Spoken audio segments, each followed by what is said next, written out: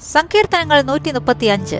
യഹോവയെ സ്തുതിപ്പീൻ, യഹോവയുടെ നാമത്തെ സ്തുതിപ്പീൻ, യഹോവയുടെ ദാസന്മാരെ അവനെ സ്തുതിപ്പീൻ.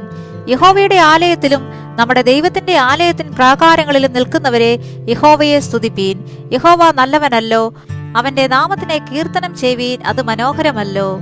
യഹോവ യാക്കോബിനെ തനിക്കായിട്ടും ഇസ്രായേലിനെ തന്റെ നിക്ഷേപമായിട്ടും തെരഞ്ഞെടുത്തിരിക്കുന്നു. യഹോവ വലിയവനെന്നും നമ്മുടെ കർത്താവ് സകല ദേവന്മാരിലും ശ്രേഷ്ഠനെന്നും ഞാൻ അറിയുന്നു. ആകാശത്തിലും ഭൂമിയിലും സമുദ്രങ്ങളിലും എല്ലാ ആഴങ്ങളിലും യഹോവ തനിക്കിഷ്ടമുള്ളതൊക്കെയും ചെയ്യുന്നു. അവൻ ഭൂമിയുടെ അറ്റത്തുനിന്ന് നീരാവി പൊങ്ങുമാറാക്കുന്നു. അവൻ മഴയ്ക്കായി മിന്നലുകളെ ഉണ്ടാക്കുന്നു. തന്റെ ഭണ്ഡാരങ്ങളിൽ നിന്ന് കാറ്റെ പുറപ്പെടുവിക്കുന്നു. അവൻ മിസ്രയീമിലെ കടിഞ്ഞൂലുകളെ മനുഷ്യരെയും മൃഗങ്ങളെയും ഒരുപോലെ സംഹരിച്ചു. മിസ്രയീമേ, നിന്റെ മധ്യേ അവൻ ഫറവോന്റെ മേലും അവന്റെ സകല ഭൃത്യന്മാരുടെ മേലും അടയാളങ്ങളും അത്ഭുതങ്ങളും അയച്ചു. അവൻ വലിയ ജാതികളെ സംഹരിച്ചു, ബലമുള്ള രാജാക്കന്മാരെ നിഗ്രഹിച്ചു. അമോര്യരുടെ രാജാവായ സീഹോനെയും ബാശാൻ രാജാവായ ഓഗിനെയും സകല കനാന്യ രാജ്യങ്ങളെയും തന്നെ. അവരുടെ ദേശത്തെ അവൻ അവകാശമായിട്ട് തന്റെ ജനമായ ഇസ്രായേലിനെ അവകാശമായിട്ട് കൊടുത്തു.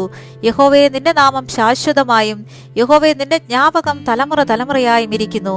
യഹോവ തന്റെ ജനത്തിന് ന്യായപാലനം ചെയ്യും. അവൻ തന്റെ ദാസന്മാരോട് സഹതപിക്കും. ജാതികളുടെ വിഗ്രഹങ്ങൾ പൊന്നും വെള്ളിയും മനുഷ്യരുടെ കൈവേലയുമാകുന്നു.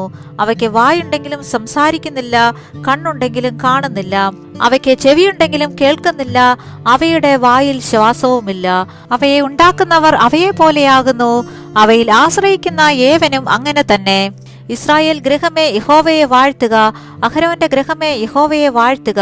ലേവി ഗൃഹമേ, യഹോവയെ വാഴ്ത്തുക. യഹോവ ഭക്തന്മാരെ യഹോവയെ വാഴ്ത്തുവീൻ. യെരൂശലേമിൽ അധിവസിക്കുന്ന യഹോവ സിയോനിൽ നിന്ന് വാഴ്ത്തപ്പെടുമാറാകട്ടെ. യഹോവയെ സ്തുതിപ്പീൻ.